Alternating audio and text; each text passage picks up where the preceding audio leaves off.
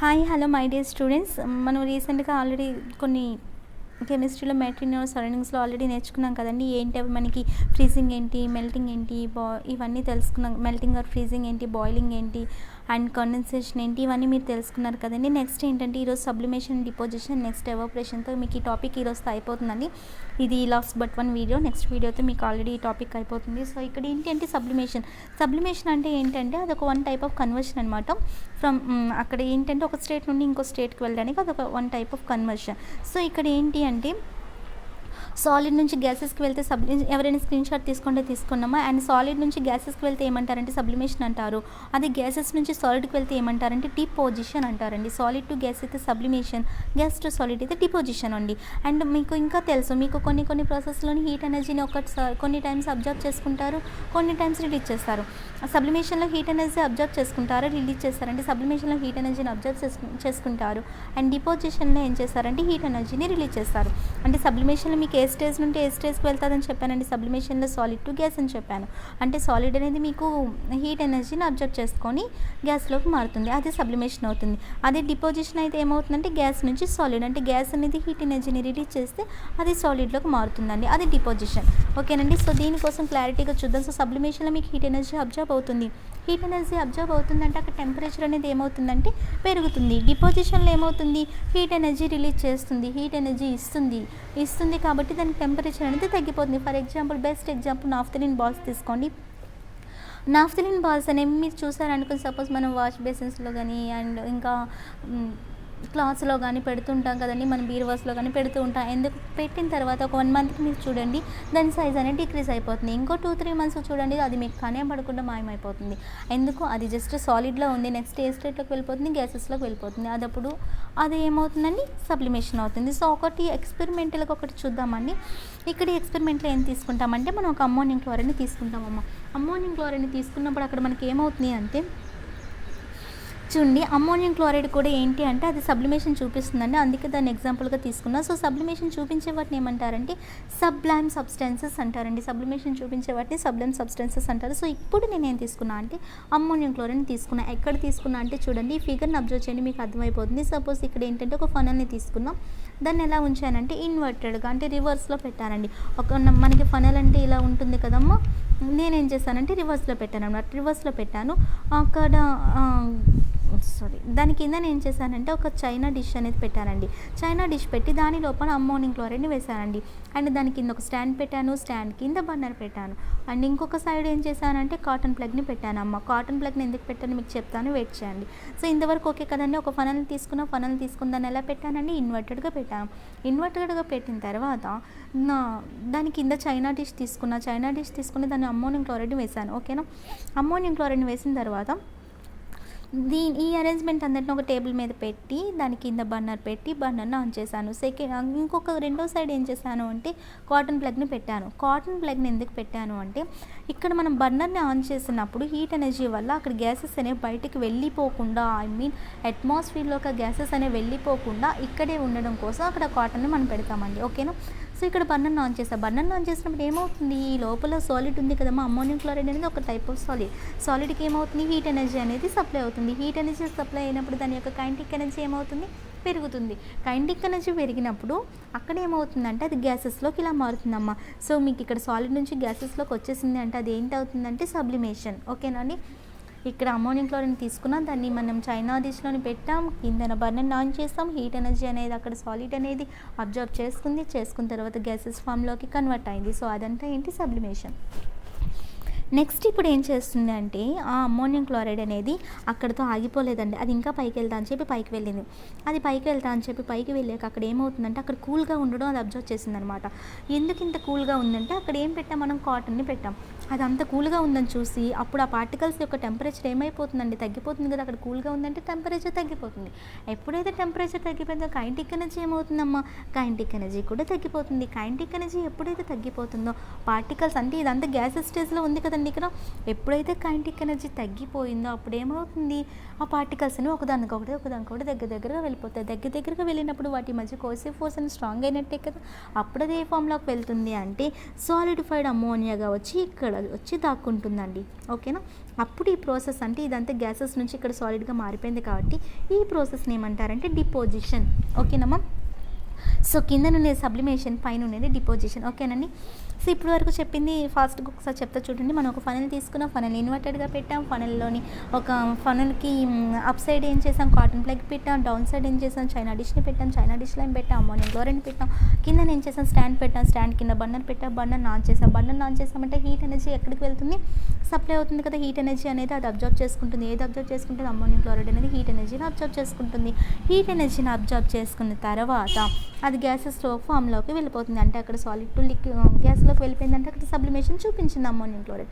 ఆ తర్వాత అక్కడితో అది ఊరుకోకుండా అదేం చేసింది, ఇంకా అలా వెళ్తూ ఉంటే అక్కడ టెంపరేచర్ చాలా కూల్గా ఉందని అమ్మోనియం క్లోరైడ్ రియలైజ్ అయ్యి అక్కడ ఏం చేసింది, టెంపరేచర్ తక్కువ ఉంది కాబట్టి అక్కడ ఉన్న పార్టికల్స్కి కైనెటిక్ ఎనర్జీ తగ్గిపోయింది. అంటే గ్యాసెస్ స్టేజ్లో ఉన్న వాటికి కైనెటిక్ ఎనర్జీ తగ్గిపోయింది అంటే అక్కడ ఏమవుతుంది, పార్టికల్స్ మధ్య ఒకదానికొకటి దగ్గరగా వచ్చేస్తున్నాయి. అంటే అక్కడ కోసిఫర్ స్ట్రాంగ్ అయిపోయింది కాబట్టి అక్కడ సాలిడిఫైడ్ అమ్మోనియాగా వచ్చి ఇక్కడ సాలిడ్గా ఉండిపోయిందండి. అంటే ఇక్కడ గ్యాస్ ఉంది సాలిడ్గా మారిపోయింది కాబట్టి ఏమంటారు, దాన్ని డిపోజిషన్ అంటారు. సో కింద ఉంటే సబ్లిమేషన్, పైన ఉండేది డిపోజిషన్. అర్థమైందండి. Next application of deposition. Applications ఏం లేవండి. ఇప్పుడు సపోజ్ మనం దేనికి యూజ్ చేస్తామంటే, ఇప్పుడు నేను ఒక షాప్కి వెళ్ళి నేను ఏం కావాలని అడుగుతున్నా అంటే నాకు అమ్మోనియం క్లోరైడ్ సాల్ట్ కావాలని చెప్పి అడిగాను. వాడు ఏం చేస్తాడు, వాడు ప్రాఫిట్ కోసం అమ్మోనియం క్లోరైడ్ సాల్ట్ సపోజ్ వాడికి కాస్ట్ ఎక్కువ పడుతుంది అనుకొని వాడు ప్రాఫిట్ కోసం ఏం చేస్తాడంటే కొంత డూప్లికేట్ సాల్ట్ని, అంటే అదే టెక్స్చర్ అండ్ అదే కలర్ ఉన్నదాన్ని డూప్లికేట్ని ఒకదాన్ని కలిపి మనకి ఇస్తాడండి. ఓకేనా. సో అలా డూప్లికేట్ని ఇచ్చినప్పుడు మనం దాన్ని అబ్జర్వ్ చేయకుండా ఓకే వాడు ప్యూర్గానే ఇచ్చాడు అనుకొని మనం తీసుకొని వెళ్ళిపోతాం. కానీ అందులో ఇంప్యూరిటీ ఉంటుంది. కొందరు ఏం చేస్తారు, అందులో ఎంత ఇంప్యూరిటీ ఉందని తెలుసుకోవాలంటే ఇదే ఎక్స్పెరిమెంట్ చేయాలండి. ఓకేనమ్మా. అంటే దేనికోసం యూజ్ చేస్తారంటే ప్యూరిఫికేషన్ కోసం యూజ్ చేస్తారండి. ఫస్ట్ వన్ దీన్ని దేనికోసం యూజ్ చేస్తారంటే ప్యూరిఫికేషన్. ఏది ప్యూరిఫై, ఇందులో ఏది ఇంప్యూరిటీ మెటీరియల్ అని చెప్పి తెలుసుకోవచ్చు అనమాట. ఓకేనండి. సో ఇక్కడ ఇంప్యూరిటీని, ప్యూర్ అమ్మోనియం క్లోరైడ్ని ఇది సెపరేట్ చేయగలమా అనే దానికి ఒక ఎక్స్పెరిమెంట్ అండి. ఇదే సేమ్ ఎక్స్పెరిమెంట్ అమ్మా.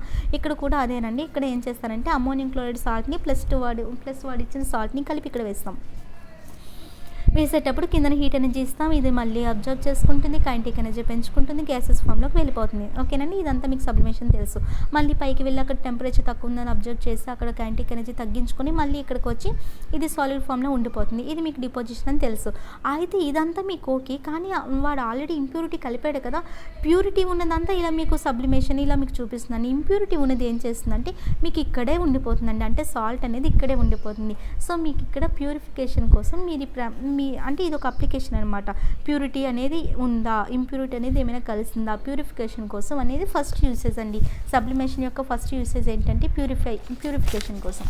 అండ్ నెక్స్ట్ వన్ ఏంటి అంటే నాన్ వాలటైల్ ఇంప్యూరిటీ సెపరేట్ చేయడం కోసం అండి. వాలటైల్ అంటే ఏంటి, నాన్ వాలటైల్ అంటే ఏంటంటే అవి త్వరగా మనకి ఆవిరి అవ్వవు అనమాట. త్వరగా ఆవిరి అయ్యేవి ఏంటంటే వాలటైల్ అంటారు, త్వరగా ఆవిరి కానివి ఏంటంటే non volatile. So non volatile impurity separate కోసం కూడా మనం దీన్ని యూజ్ చేస్తాం. అండ్ థర్డ్ వన్ ఏంటి అంటే మీరు మీ పెద్దవాళ్ళు ఎవరైనా ఉంటే అడగండి, ఓల్డెన్ డేస్లో రిఫ్రిజిరేటర్స్ ఎలా ఉండేవి, వాటి మీకు అప్పుడు గ్లేషియర్స్ ఏమైనా కనిపించేవా అని వాళ్ళని అడిగితే వాళ్ళు కనిపించేవని చెప్తారండి. ఎందుకంటే ఇప్పుడున్న రిఫ్రిజిరేటర్స్ ఏంటంటే ఫ్రోస్ట్ ఫ్రీ రిఫ్రిజిరేటర్స్. అప్పుడున్న రిఫ్రిజిరేటర్స్ ఏంటి అంటే ఫ్రోస్ట్ ఫ్రీ రిఫ్రిజిరేటర్స్ కావన్నమాట. అంటే అప్పుడు మీకు గ్లాషెస్ అనేవి కనిపించేవి. వారి రిఫ్రిజిరేటర్ని క్లీన్ చేయాలంటే వాళ్ళకి ఏం చేయాలంటే పవర్ ఆఫ్ చేయాలి, ఒక రోజంతా ఆఫ్ చేయడమో హాఫ్ డే ఆఫ్ చేయడమో చేసి వాళ్ళు క్లీన్ చేస్తారండి ఆ గ్లేషెస్ మొత్తం క్లీన్ అయిపోయేలా.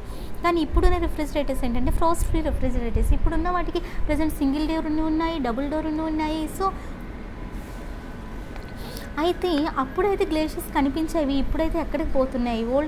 ఓల్డెన్ డేస్లో అయితే రిఫ్రిజిరేటర్స్లో ఉండేవి, ఇప్పుడు ఎందుకు ఉండట్లేదు అంటే అక్కడ ఏంటి అంటే మనం ఇప్పుడు యూజ్ చేసినవి ఫ్రోస్ట్ ఫ్రీ రిఫ్రిజిరేటర్స్. దీనిలో ఏంటి అంటే ఫ్రీజర్లోని ఏంటి ఉంటుందంటే వామ్ ఎయిర్ అనమాట ఉంటుంది. ఆ వామ్ ఎయిర్ ఏం చేస్తుందంటే ఆ ఫ్రీజర్లోని వాల్స్ వైపు సర్క్యులేట్ అవుతూ ఉంటుంది అనమాట. సర్క్యులేట్ అయ్యి దాన్ని అబ్జర్వ్ చేసుకొని గ్యాస్ స్టేట్లో కన్వర్ట్ చేస్తుందండి. అర్థమవుతుందా మీ పాయింట్? ఇప్పుడున్న రిఫ్రిజిరేటర్స్లో ఏంటంటే ఫ్రీజర్లోని వామ్ ఎయిర్ అనేది వాల్ పైన మాట టోటల్గా సర్క్యులేట్ అవుతుంది. సర్క్యులేట్ అయ్యి అది ఏం చేస్తుందంటే అబ్జర్వ్ చేసుకుని గ్యాస్ స్టేట్లో కన్వర్ట్ చేస్తుందండి. ఇవి అప్లికేషన్స్ అమ్మ. ఇంతవరకు మీరు టెంపరేచర్ ఎలా ఎఫెక్ట్ కలిగిస్తుంది మీరు ఆల్రెడీ చూసుంటారు. అప్లికేషన్స్ ఇప్పుడు చూసారు కదమ్మా. Effect of change of pressure, మీరు బాయిలింగ్ నుండి అదే లిక్విడ్ టు గ్యాస్ అయితే ఎలా, మీకు అక్కడ టెంపరేచర్ ఎలా, అవన్నీ మనం చూసాం కదండి.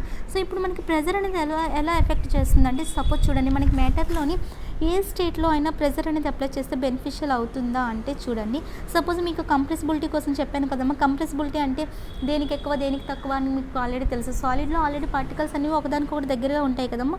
సాలిడ్లో ఆల్రెడీ పార్టికల్స్ అనేవి ఒకదానికొకటి దగ్గరగా ఉంటాయి. దగ్గరగా ఉండేటప్పుడు వాటిని ఇంకా దగ్గర చేసామనుకోండి, అవి ఇంకా కంప్రెస్ కాలేవు కదా, వాటికి ఇంకా ప్లేస్ లేదు. నా పక్కన ప్లేస్ లేకుండా మొత్తం అందరూ పక్క పక్కన కూర్చొని ఉంటే నా పక్కన ఇంకో అమ్మాయి కూర్చుంటుందండి, ఇంకా ప్లేస్ ఎక్కడ ఉంటుంది. సో సాలిడ్స్ కూడా అంతే కదండి. మనకి బెస్ట్ ఎగ్జాంపుల్ ఏమిటంటే పెన్ అని కూడా మీకు ఆల్రెడీ క్లాసెస్లో చెప్పాను. సో దీంట్లో ఏంటంటే మన కంప్రెసిబిలిటీ అనేది తక్కువ, లిక్విడ్లో అయితే కొద్దిగా మీడియంగా ఉంటుంది, మోడరేట్గా ఉంటుందని తెలుసుకున్నాం. అండ్ గ్యాసెస్లో ఏంటంటే అవి ర్యాండమ్గా ఫ్రీగా ఎక్కడ పడితే అక్కడికే వెళ్తాయి కదండి, వాటిని ఈజీగా కంప్రెస్ చేయగలం. అంటే గ్యాసెస్ స్టేట్లోని మ్యాక్సిమం కంప్రెసిబిలిటీ ఉంటుందని చెప్పి మీకు ఆల్రెడీ చెప్పాం కదా. అండ్ గ్యాస్ స్టేట్ కోసం చెప్పాలంటే బెస్ట్ ఎగ్జాంపుల్ మన ఇళ్ళలో వాడే ఎల్పిజి సిలిండర్స్ ఉన్నాయి కదండి. ఎల్పిజి అంటే ఏంటి, లిక్విఫైడ్ పెట్రోలియం గ్యాస్ కదండి. ఎల్పిజి అంటే మీకు అందరికీ తెలుసు.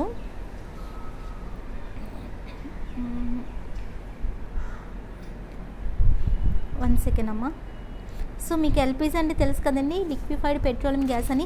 అయితే ఒక గ్యాస్ అనేది లిక్విడ్ని ఎలా తయారు చేస్తుందండి, మన ఇళ్ళలో ఉండేది గ్యాస్ అని తెలుసు, అది లిక్విడ్ ఫామ్లో ఉంటుంది. అయితే గ్యాస్ అనేది లిక్విడ్గా ఎలా తయారవుతుంది అంటే, ఇప్పుడు గ్యాస్ కదమ్మా మన ఇళ్ళలో ఉండేవి. గ్యాస్ పైన మీరు ఏం చేస్తారంటే, ప్రెజర్ మీరు అప్లై చేయకండి, ఆల్రెడీ వాళ్ళు చేస్తారు కదమ్మా, ప్రెజర్ని ఆల్రెడీ అప్లై చేస్తారు. గ్యాస్పై ప్రెజర్ని అప్లై చేస్తే గ్యాస్లో ఉన్న పార్టికల్స్ అని దగ్గరగా వస్తాయి కదా. గ్యాస్లో ఉన్న పార్టికల్స్ అని దగ్గరగా వస్తే ఫోర్స్ ఆఫ్ అట్రాక్షన్ ఏమవుతుంది, స్ట్రాంగ్ అవుతుంది కదా. అప్పుడు ఇంటర్ పార్టికల్ స్పేస్కి కొంత లిమిట్ అనేది ఉంటుంది కదండి. గ్యాస్ స్టేజ్లో ఉన్నప్పుడైతే ఇంటర్ పార్టికల్ స్పేస్ మధ్య లిమిట్ ఉండదు. నేను ఒక దగ్గర ఉంటాను, నేను ఇంకో దగ్గర ఉంటాను, వాటి ఇష్టమే, అవి ర్యాండమ్గా ఎలా అయినా తిరగచ్చు. అదే మీకు లిక్విడ్ స్టేజ్లోకి వచ్చేటప్పుడు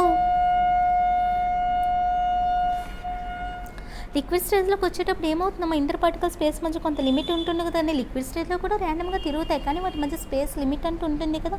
సో ఇక్కడ గ్యాస్ స్టేజ్లో ఉండేటప్పుడు గ్యాస్ మీద పార్టికల్స్ మీద మీరు ప్రెజర్ అనేది అప్లై చేస్తే ఫోర్స్ ఆఫ్ అట్రాక్షన్ స్ట్రాంగ్ అయ్యి ఇంటర్ పార్టికల్ స్పేస్ అనేది వాటి మధ్య లిమిట్ అనేది వచ్చి అప్పుడు ఎలా మారుతాయంటే లిక్విడ్గా మారుతాయండి. ఇలా మన ఇళ్ళల్లో ఉండే గ్యాస్ అనేది లిక్విడ్ని తయారు చేస్తుంది అనమాట. ఓకేనండి. అండ్ ఇంకా మీకు ఇంకొకటి తెలుసు, ఇప్పుడు గ్యాస్పై మీరు వాటర్ని పెట్టి అదే జస్ట్ సపోజ్ మీరు బాయిల్ చేస్తారు 100 డిగ్రీ సెల్సియస్ వరకు. మన బాయిలింగ్ పాయింట్ 100 డిగ్రీ సెల్సియస్ కదమ్మా. 100 డిగ్రీ సెల్సియస్ వరకు మీరు బాయిల్ చేశారు. బాయిలింగ్ అయ్యాక మీరు ఏం చేస్తారంటే ఫ్లేమ్ ఆఫ్ చేయండి. ఫ్లేమ్ ఆఫ్ చేశాక పైన మీరు ఏమైనా యుటెన్సిల్ని ఏమైనా కవర్ చేశారనుకోండి, అప్పుడు పైన వాటర్ డ్రాప్లెట్స్ అనేవి మీరు చూస్తారు కదా. అంటే అక్కడ ఎందుకు మీకు వాటర్ డ్రాప్లెట్స్ కనిపిస్తాయి, ముందంతా మీరు బాయిలింగ్ చేసేటప్పుడు గ్యాసెస్ ఫామ్లో వెళ్తాయి. తర్వాత మీరు అక్కడ ఫ్లేమ్ ఆఫ్ చేశారంటే అక్కడ టెంపరేచర్ తగ్గించినట్టే కదా.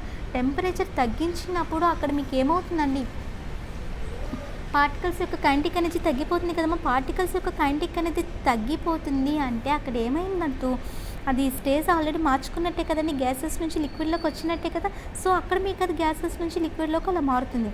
సో ఇక్కడ మీరు టెంపరేచర్ని తగ్గించారు, ప్రెజర్ని పెంచుతున్నప్పుడు అలా అవుతుంది, టెంపరేచర్ని తగ్గించినప్పుడు కూడా లిక్విడ్లోకి వస్తుంది. రెండు ఒకేసారి చేయండి. ఇప్పుడు అంటే ప్రెజర్ని పెంచినా మీకు అక్కడ లిక్విడ్లోకి మార్చవచ్చు, టెంపరేచర్ని తగ్గించడం లిక్విడ్లోకి మార్చవచ్చు. అదే ప్రెజర్ని పెంచి సైమల్టేనియస్గా టెంపరేచర్ని తగ్గించి రెండు ఒకేసారి చేస్తే ఇంకా త్వరగా లిక్విడ్ ఫామ్లోకి వస్తుంది అనమాట. సో ఇక్కడ మేము ప్రెజర్ని పెంచామండి, ఏం చెప్తున్నా అండి, ప్రెజర్ని పెంచుతున్నాను, టెంపరేచర్ని తగ్గిస్తున్నాను, రెండు సైమల్టేనియస్గా చేస్తున్నాను అనమాట. ప్రెజర్ని పెంచడం వల్ల ఏమవుతుంది, పార్టికల్స్ అన్ని దగ్గరగా అవుతాయి కదా. అదే టెంపరేచర్ తగ్గిస్తే ఏమవుతాయి, కైనెటిక్ ఎనర్జీ తగ్గుతుంది కదండి. అంటే ఇక్కడ పార్టికల్స్ అన్ని దగ్గరగా వస్తున్నాయి, అలానే కైనెటిక్ ఎనర్జీ తగ్గిపోతుంది. అప్పుడు గ్యాస్ని ఈజీగా లిక్విడ్ స్టేట్లోకి తెచ్చేయచ్చు కదా. అర్థమవుతుందండి. ఇక్కడ మనకి గ్యాస్ ఈజీగా లిక్విడ్ స్టేట్లోకి రావాలి అంటే ఎలా అండి, గ్యాస్పై ప్రెజర్ని పెంచండి, అట్ ద సేమ్ టైం సైమల్టేనియస్గా టెంపరేచర్ని కూడా తగ్గిస్తే అవి త్వరగా లిక్విడ్ ఫామ్లో మారుతాయి. ఓకేనా, చేంజ్ అవుతాయి. అయితే ఇప్పుడు ఈ లిక్విడ్ పైన మీరేం చేస్తారంటే మళ్ళీ ఇంకా ప్రెజర్ని పెంచండి, ఇంకా టెంపరేచర్ని తగ్గించండి. అప్పుడు అది ఏ ఫామ్లోకి వస్తుంది అంటే సాలిడ్ ఫామ్లోకి వస్తుందండి. ఇది కరెక్ట్గా గుర్తుంచుకున్నామని చెప్పేది. ఫస్ట్ మీకు గ్యాస్ ఉంది, గ్యాస్ అనేది లిక్విడ్గా మారాలంటే ఏదో ప్రెజర్ని ఇంక్రీజ్ చేయండి ఆర్ టెంపరేచర్ డిక్రీజ్ చేయండి. కానీ సైమల్టేనియస్గా చేసామనుకోండి అది త్వరగా లిక్విడ్ ఫామ్లోకి వచ్చేస్తుంది. ప్రెజర్ని పెంచండి, సైమల్టేనియస్గా టెంపరేచర్ని తగ్గించండి, అప్పుడు మీకు అది ఈజీగా లిక్విడ్ ఫామ్లోకి వచ్చేస్తుంది. లిక్విడ్ ఫామ్లోకి వచ్చిన దాని మీద ఇంకా ప్రెజర్ని పెంచి ఇంకా టెంపరేచర్ని తగ్గించామనుకోండి అప్పుడు సాలిడ్ ఫామ్లోకి వచ్చేస్తుంది. ఓకే, సాలిడ్ ఫామ్లోకి చేంజ్ అయింది కదమ్మా. ఈ సాలిడ్ ఫామ్లోకి చేంజ్ అయిన తర్వాత మీరు సపోజ్ ప్రెజర్ని కనుక తగ్గిస్తే అదే ఏ ఫామ్లోకి మళ్ళీ వెళ్ళిపోతుందంటే గ్యాస్ స్టేజ్లోకి మళ్ళీ వెళ్ళిపోతుందమ్మా. అర్థమైందమ్మా? గ్యాసెస్ టు లిక్విడ్ రావాలంటే ప్రెజర్ని పెంచండి, టెంపరేచర్ తగ్గించండి. మళ్ళీ ఇంకా సాలిడ్కి రావాలంటే ఇంకా ప్రెజర్ని పెంచండి, ఇంకా టెంపరేచర్ తగ్గించండి. ఇప్పుడు సాలిడ్ నుంచి మళ్ళీ తిరిగి ఫస్ట్ స్టేజ్కి గ్యాస్కి రావాలి అంటే ప్రెజర్ని తగ్గించాలి, రివర్స్ అనమాట. ఓకేనమ్మా? సో ఇప్పుడు సపోజ్ కార్బన్ డైఆక్సైడ్ తీసుకున్నామండి. ఇప్పుడు నేను మాట్లాడుతున్నా అంటే ఏమవుతుంది, కార్బన్ డైఆక్సైడ్ నేను రిలీజ్ చేస్తున్నట్టే కదా. కార్బన్ డైఆక్సైడ్ అనేది ఒక గ్యాసే కదమ్మా. ఇప్పుడు నేను లిక్విఫైడ్ కార్బన్ డైఆక్సైడ్గా మార్చాలనుకున్నా అంటే దీని మీద నేను ఏం చేయాలి, ప్రెజర్ని పెంచాలి కదా. దీని మీద నేను ప్రెజర్ని పెంచాను, టెంపరేచర్ని తగ్గించానమ్మా. ప్రెజర్ని పెంచి టెంపరేచర్ తగ్గించినప్పుడు మన గ్యాస్ అనేది ఎలా మారుతుంది, లిక్విఫైడ్గా మారుతుంది కదా. సో ఇక్కడ కార్బన్ డైఆక్సైడ్ అనేది ఎలా మారుతుందమ్మా, లిక్విఫైడ్ కార్బన్ డైఆక్సైడ్గా మారుతుంది. ఈ లిక్విడ్ పైన మళ్ళీ ఇంకా ప్రెజర్ని పెంచి ఇంకా టెంపరేచర్ పెడితే ఎలా మారుతుంది, సాలిడ్గా మారుతుంది. అప్పుడు సాలిడ్ కార్బన్ డైఆక్సైడ్గా మారుతుందమ్మా. ఓకేనండి? సాలిడ్ కార్బన్ డైఆక్సైడ్ మారుతుంది. ఆ సాలిడ్ కార్బన్ డైఆక్సైడ్ని ఏమంటారంటే డ్రై ఐస్ అంటారండి. ఇది మీకు నెక్స్ట్ స్లైడ్లో కనిపిస్తుంది. ఓకేనమ్మా? ఈ సాలిడ్ కార్బన్ డైఆక్సైడ్ మీద మీరు ప్రెజర్ కనుక తగ్గిస్తే నార్మల్ గ్యాస్ అయిపోతుందండి. ఓకేనమ్మా? ఇది వీటిలో కన్వర్షన్స్ అనమాట. సో మీరు ఫైనల్గా గుర్తుంచుకోవాల్సిన, కార్బన్ డైఆక్సైడ్ తీసుకున్న కార్బన్ డైఆక్సైడ్ మీద నేను ప్రెజర్ని పెంచి టెంపరేచర్ని తగ్గిస్తే అది లిక్విఫైడ్ కార్బన్ డైఆక్సైడ్గా మారింది. లిక్విఫైడ్ కార్బన్ డైఆక్సైడ్ మీద ఇంకా ప్రెజర్ని పెంచి ఇంకా టెంపరేచర్ తగ్గిస్తే సాలిడ్ కార్బన్ డైఆక్సైడ్గా మారింది. ఈ సాలిడ్ కార్బన్ డైఆక్సైడ్కి ప్రెజర్ని తగ్గిస్తే నార్మల్ కార్బన్ డైఆక్సైడ్గా మారిపోయిందమ్మా. ఓకేనండి? ఇది దీని గురించి అండి. చూడండి, ఇది దానికి ఒక ఎగ్జాంపుల్ అనమాట. కార్బన్ డైఆక్సైడ్ చూడండి, ఇది సాలిడిఫైడ్ కార్బన్ డైఆక్సైడ్ అంటారు, దాన్ని డ్రై ఐస్ అంటారండి. చూడండి ఇక్కడ మీకు కనిపిస్తుంది ఏదో స్లైడ్లో మేబీ డ్రై ఐస్ కోసం. ఓకే, చూద్దాంలేండి. నెక్స్ట్ స్లైడ్ ఏంటి అంటే టెంపరేచర్ని తగ్గించడం అండి. ఓకేనమ్మా? నెక్స్ట్ ఏంటంటే బై లోవరింగ్ టెంపరేచర్ తగ్గిస్తే ఏమవుతుంది మీకు తెలుసు కదా. టెంపరేచర్ తగ్గిస్తే కైనెటిక్ ఎనర్జీ తగ్గుతుంది. ప్రెజర్ని తగ్గిస్తే పార్టికల్స్ దగ్గరగా అవుతాయి. ఓకేనమ్మా? ప్రెజర్ని తగ్గిస్తే పార్టికల్స్ దగ్గరగా అవుతాయి. టెంపరేచర్ తగ్గిస్తే కైనెటిక్ ఎనర్జీ తక్కువ అవుతుంది. ఈ రెండింటి వల్ల ఫోర్స్ ఆఫ్ అట్రాక్షన్ అనేది ఏమవుతుంది, ఎక్కువ అవుతుంది. ఇదండి దీని గురించి. నెక్స్ట్ ఈ రెండింటి గురించి డిస్కస్ చేసింది ఇక్కడ ఉందమ్మా. నేను ఆల్రెడీ చెప్పాను మీకు కొన్ని, ఇంకా వాడు కొన్ని గ్యాసెస్ ఎక్స్ట్రా రాశాడు. ఇదంతా ఇగోండి చూసారు, ఇక్కడ డ్రై ఐస్ అనేది మీకు కనిపిస్తుంది కదా మీ స్లైడ్లోని. డ్రై ఐస్ అంటే ఏంటంటే సాలిడ్ కార్బన్ డైఆక్సైడ్ అనమాట. సో ఇదంతా మీకు స్లైడ్లో ఉంటుందమ్మా. ఇదంతా నేను చెప్పిందంతా ఉంటుంది. Next effect of change of ప్రెజర్లో వచ్చే చేంజెస్ వల్ల ఎఫెక్ట్ ఏంటి అనేది చూడండి. ఇప్పుడు మీకు అంటే ఇందులో ఏంటంటే మీకు 2 పాయింట్స్ తెలుసుకోవాలండి. క్రిటికల్ టెంపరేచర్ ఏంటి, క్రిటికల్ ప్రెజర్ ఏంటి అని చెప్పి. ఇప్పుడు మీకు గ్యాస్ నుండి లిక్విడ్కి మారాలమ్మా. గ్యాస్ నుండి లిక్విడ్గా రావాలంటే కొంత టెంపరేచర్ ఉండాలి కదండి. సర్టెన్ టెంపరేచర్ వరకు అంటే సర్టెన్ టెంపరేచర్ అనేది క్రాస్ అయిందనుకోండి, సర్టెన్ టెంపరేచర్ కన్నా అబోవ్ అయిందనుకోండి, అప్పుడు మీకు ఎంత ప్రెజర్ పెంచినా సరే మీకు అక్కడ గ్యాస్ అనేది లిక్విడ్గా కన్వర్ట్ కాదమ్మా. అప్పుడు అక్కడ ఉన్న టెంపరేచర్ని ఏమంటారంటే క్రిటికల్ టెంపరేచర్ అంటారు. అప్పుడు అక్కడ ఉన్న టెంపరేచర్ని క్రిటికల్ టెంపరేచర్ అంటారు. అండ్ అక్కడ ఉన్న కరస్పాండింగ్ ప్రెజర్ని ఏమంటారంటే క్రిటికల్ ప్రెజర్ అంటారు. ఓకేనండి? అలాగే కార్బన్ డైఆక్సైడ్కి క్రిటికల్ టెంపరేచర్ ఎంత అంటే 304 to 15 కెల్విన్స్, అదే సెల్సియస్లో కావాలంటే బ్రాకెట్లో ఉంది. అలానే కరస్పాండింగ్ ప్రెజర్ అయితే క్రిటికల్ ప్రెజర్ అంటే ఎంత అంటే 73 to 9 అట్మాస్ఫియర్స్ అండి. ఓకేనమ్మా? క్రిటికల్ టెంపరేచర్ అంటే ఏంటి, క్రిటికల్ ప్రెజర్ అంటే ఏంటి, ఈ కార్బన్ డైఆక్సైడ్కి ఎంత ఉంది క్రిటికల్ టెంపరేచర్, అలానే క్రిటికల్ ప్రెజర్ ఎంత ఉందని వాల్యూస్ గుర్తుంచుకోండి.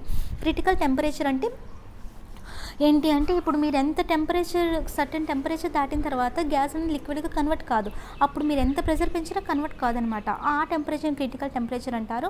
అక్కడ ఉన్న కరస్పాండింగ్ ప్రెషర్ని క్రిటికల్ ప్రెషర్ అంటారు. అది కార్బన్ డైఆక్సైడ్కి వాల్యూస్ ఇచ్చానమ్మా. నెక్స్ట్ మీకు ఎవాపరేషన్ అంటే చూడండి. ఎవాపరేషన్ అంటే ఏంటంటే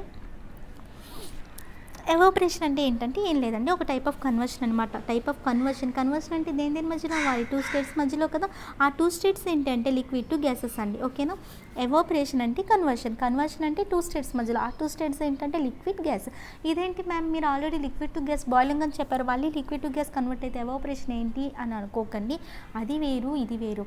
అక్కడ బాయిలింగ్లో ఏం చెప్పామంటే మనం వాటర్ని తీసుకున్నాం, వాటర్కి అక్కడ హీట్ ఎనర్జీ ఇచ్చాం, అది కైనెటిక్ ఎనర్జీ పెంచుకుంది, అక్కడ హిడెన్ ఎనర్జీ అని సంథింగ్ సో ఆన్ అని మీరు ఆల్రెడీ నేర్చుకున్నారు.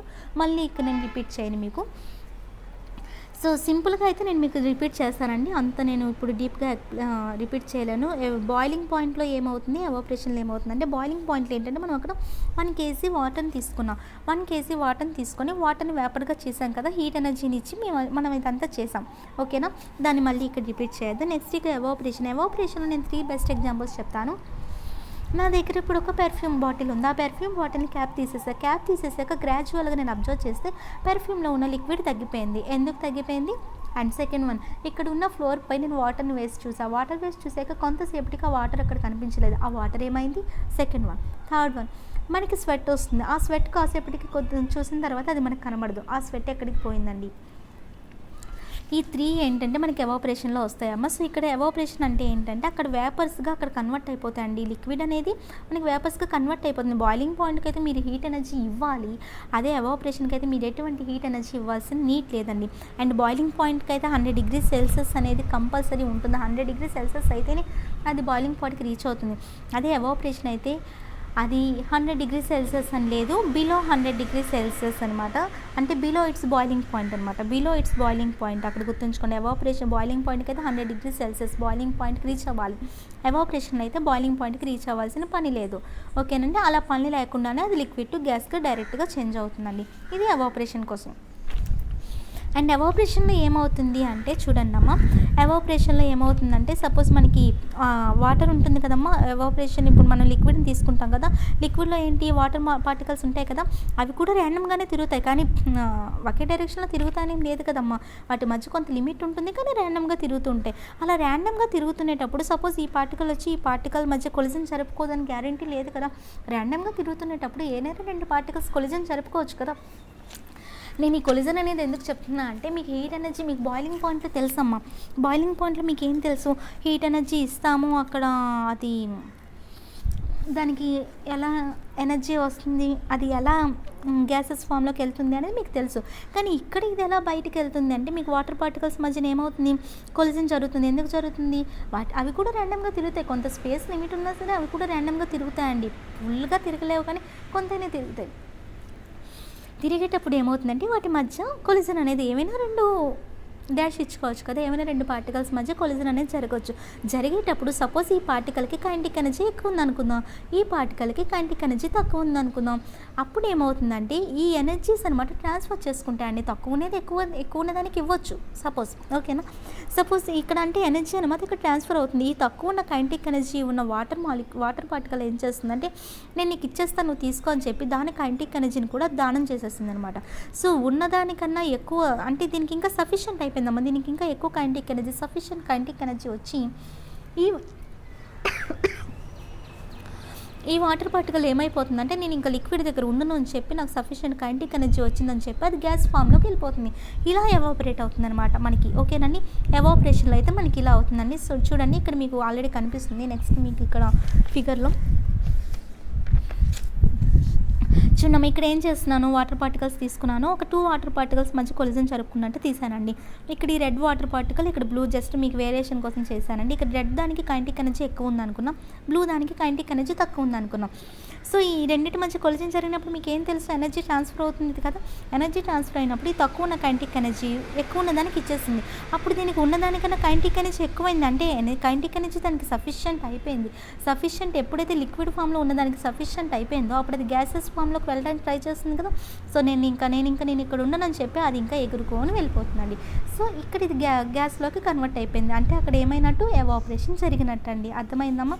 నెక్స్ట్ ఇప్పుడు చూడండి, ఇప్పుడు మీకు ఇంకా ఏంటంటే మనకి సర్ఫేస్ ఉంటుంది కదమ్మా. వాటర్కి మనం ఇక్కడ ఒక వాటర్ తీసుకున్నాం, వాటర్కి ఇక్కడ మనకి సర్ఫేస్ ఏరియా ఉంటుంది కదమ్మా.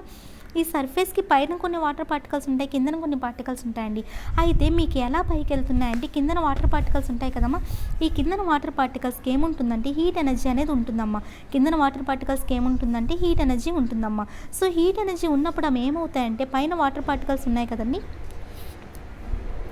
చూడండి పైన ఉన్న వాటర్ పార్టికల్స్ ఏం చేస్తాయంటే కింద ఉన్న వాటి నుండి అవి అబ్జర్వ్ చేసుకుంటాయి అనమాట హీట్ ఎనర్జీని ఎప్పుడైతే అబ్జర్వ్ చేసుకుంటాయో పైన ఉన్న వాటర్ పార్టికల్స్ ఏమవుతుంది, కైనెటిక్ ఎనర్జీ అనేది పెరుగుతుంది కదా.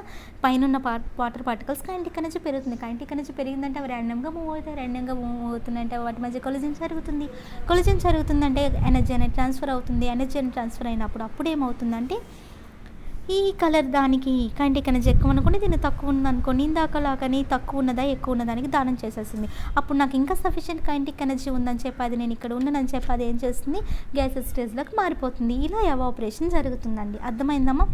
ఇంకొకసారి ఇది రిపీట్ చేస్తున్నా చూడండి. సో ఇక్కడ మనం వాటర్ సర్ఫేస్ ఏరియా తీసుకున్నాము. ఈ సర్ఫేస్ ఏరియా పైన మనకి వాటర్ పార్టికల్స్ ఉంటాయి, అలానే కిందన కూడా వాటర్ పార్టికల్స్ ఉంటాయి కదండి. కిందన ఏముంటుందంటే హీట్ ఎనర్జీ ఉంటుంది. హీట్ ఎనర్జీ అనేది ఉంటుందమ్మా. హీట్ ఎనర్జీ ఉండేటప్పుడు ఏమవుతుంది, ఈ హీట్ ఎనర్జీని పైన ఉన్న పార్టికల్స్ అబ్జర్వ్ చేసుకుంటాయి. ఎప్పుడైతే పైన ఉన్న పార్టికల్స్ అబ్జర్వ్ చేసుకున్నాయో వాటి యొక్క కైనెటిక్ ఎనర్జీ ఏమవుతుంది, పెరుగుతుంది. కైనెటిక్ ఎనర్జీ పెరిగి వాటి మధ్య ర్యాండమ్గా మూవ్మెంట్ ఉండడం వల్ల అవి కొలిజన్ జరుపుకుంటాయి. కొలిజన్ జరుపుకునేటప్పుడు వీటి ఎనర్జీ దీనికి ఇచ్చేసింది. దీనికి ఆల్రెడీ కైనెటిక్ ఎనర్జీ ఇంకా ఎక్కువ ఉంది. ఇంకా ఎక్కువై దానికి సఫిషియెంట్ కైనెటిక్ ఎనర్జీ వచ్చి అది ఏమవుతుందమ్మా అంటే ఎవాపరేట్ అయిపోతుంది, ఐ మీన్ గ్యాస్గా మారిపోతుంది. అలా మారిపోయిందంటే అక్కడ అది ఎవాపరేషన్ జరిగినట్టు అండి.